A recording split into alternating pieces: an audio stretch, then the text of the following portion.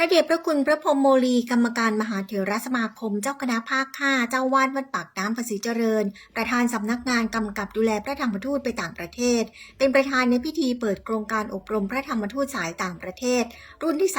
31ที่หอประชุมมวก48พรรษามหาวิทยาลัยมหาจุฬาลงกรณราชวิทยาลัยอำเภอวังน้อยจังหวัดพระนครศรีอยุธยาได้มีพิธีเปิดโครงการอบรมพระธรรมทูตสายต่างประเทศรุ่นที่31ประจำปี2568โดยมีพระเดชพระคุณพระพรหมโมลีกรรมการมหาเถรสมาคมเจ้าคณะภาค5เจ้าวาดวัดปากน้ำภาษีเจริญประธานสำนักงานกำกับดูแลพระธรรมทูตไปต่างประเทศเป็นประธานในพิธี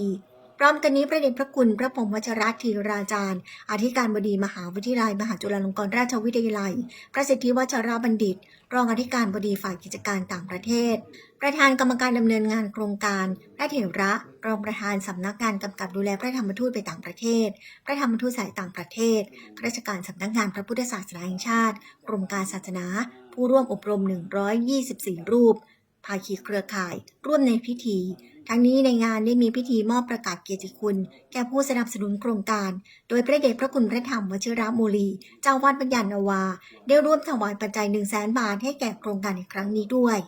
โอกาสนี้พระเดชพระคุณพระพรหมโมลีกล่าวสัมโมทนียกถาเปิดงานความสำคัญตอนหนึ่งว่าท่านทั้งหลายทุกรูปเป็นผู้ทำหน้าที่อันสำคัญของพระศาสนาภิกษุนั้นเป็นลมหายใจของพระศาสนาเมื่อใดก็ตามพระสงฆ์ไม่มีอยู่และไม่ได้อบรมตามหลักธรรมพุทธศาสนาตราบนั้นพระศาสนาจะถดถอยพระสุสงฆ์นั้นเป็นลมหายใจของพระศาสนาตราบใดที่ยังมีพระสุสงฆ์อยู่และตราบใดพระสงฆ์นั้นท่านยังรับที่ของท่านก็คือตั้งสอนอารมณ์อยู่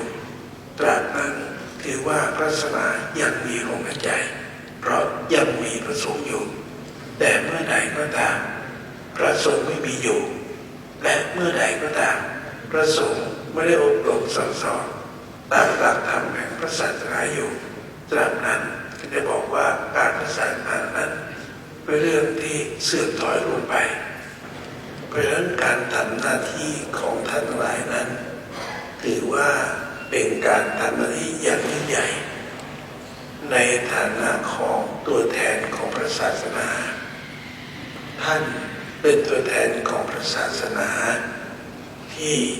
มีผู้พิรำเราอยู่ในประเทศไทยมีความรู้มีความสามารถก็บอกว่าอาจหาญแกล้วกล้าในการที่จะไปทำหน้าที่อันสำคัญนี้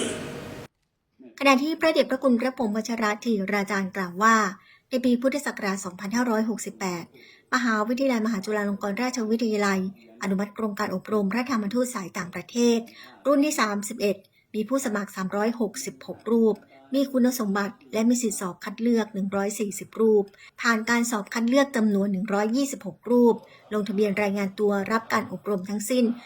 124รูปโดยกระบวนการอบรมตลอดหลักสูตรรวมระยะเวลา3เดือนแบ่งเป็นภาควิชาการ21รายวิชาภาคปฏิบัติ5กิจกรรมหลักคือกิจกรรมสาธารณูปการกิจกรรมฝึกปฏิบัติศึกษาดูงานพระธรรมทูตกิจกรรมวิปัสสนากรรมฐานกิจกรรมฝึกทักษะประสบการณ์พิเศษและกิจกรรมประเมินผลอบรม